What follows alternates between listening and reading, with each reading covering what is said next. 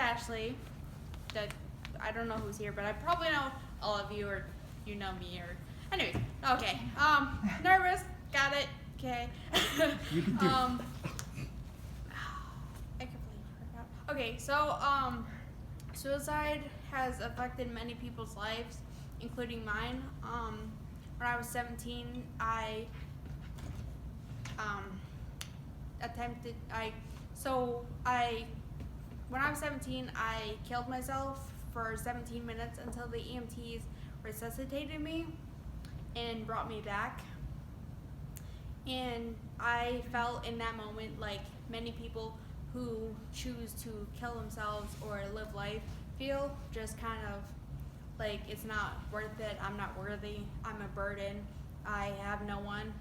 No one really cares whether I'm here or not. You know, many different things.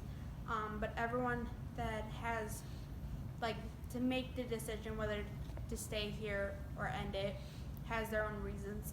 Some of my reasons were I wasn't doing well mentally. I was having family issues, school issues. I was in a really tough relationship. I was given one option. It was go to school and go to college and take care of my family, or get kind of kicked out of my house. And so I didn't know what to do. I didn't have anyone to turn to. And so I did what I did, and I live with that every day. Some things that happened because of it is I'm now physically disabled. Not as bad as I was when I first came to Perkins. You could ask Pat. I came here in a wheelchair. That was fun. But I also became blind, and many people don't think that when they make that decision, the repercussions, they just think, oh, I'm not going to be here anymore. But when you do this, you have to think of everything. I really encourage not to do it for multiple reasons, including that I've been through it and it didn't end well, but also because there are people that care and everything. But some short-term things that weren't as permanent was I had to relearn to walk. I was in a coma, and when I woke up, I couldn't talk. I couldn't eat solid food. I was on. Does everyone know what a G-tube is? Mm-hmm. Yes. Okay. I had a G-tube, and then I went on to basically baby food and had to work out slowly onto food. I think everyone here eats like solid food. And so it was just kind of like working through that and getting to a place where I can finally do stuff. And like every day I learn more and more things that I can do independently. But since this has happened, I've learned many things. Like one, don't take what people say personally, because at the end of the day, you have to live with yourself. So it's better to be who you want to be and who your best self is than to say, okay, well, Jonah says I look fat, so I must be fat, you know? Or Pat says he doesn't like my hair, so Really, it's a Jonah? train wreck, you know? No, Really, Jonah? if you like it, you know, be you, you know?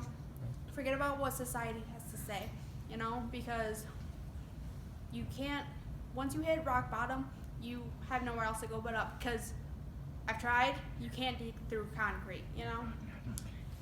And many people don't get that, because in that moment they feel like they have no one and their voice is invalid. But in that moment, when you feel like you have no other options, your voice is the most important one out of everyone else that feels like it. When it feels like everyone's screaming and your voice you can't hear, your voice is the one that needs to speak out over the rest and be like, I matter, I'm gonna make a difference.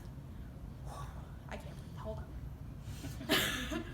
Where was I going with this? Right. So it's kind of like the reason why we're here today is because this is a big topic that people normally just say, well, it hasn't happened to me, so it doesn't matter. It's not going to happen to me. Well, it happens to more people than you think, you know? And with every year, the statistics for teen and young adult suicides gets higher and higher, and a lot of it I personally think is from cyberbullying, because I've had that done on more than one occasion.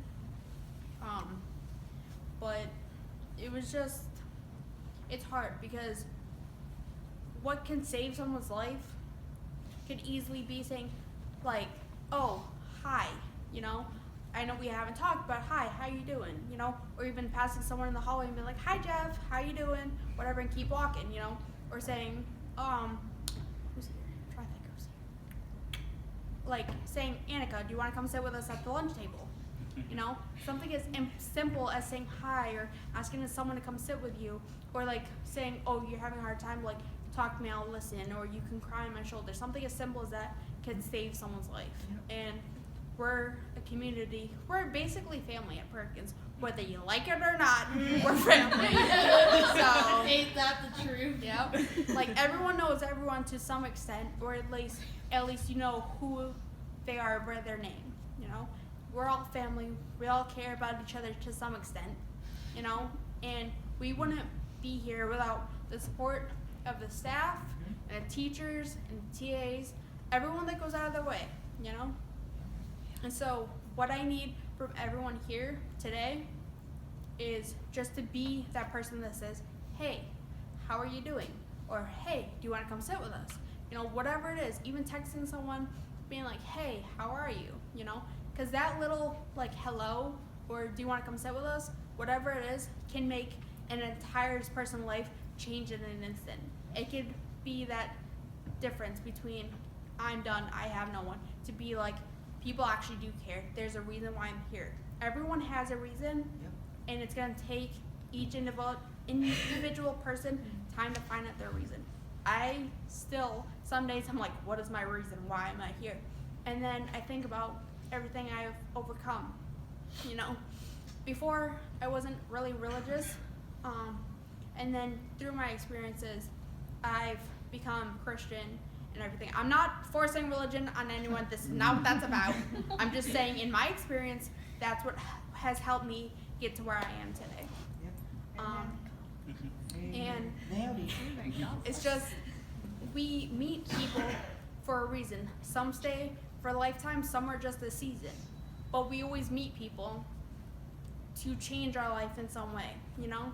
Whether it's that, you know, person that stays for you for 20 years and you're best friends, or whether it's that person you talk to for 3 hours and you never see them again, you know? So I just need everyone's help to make sure there's not a repeat of what I did, you know?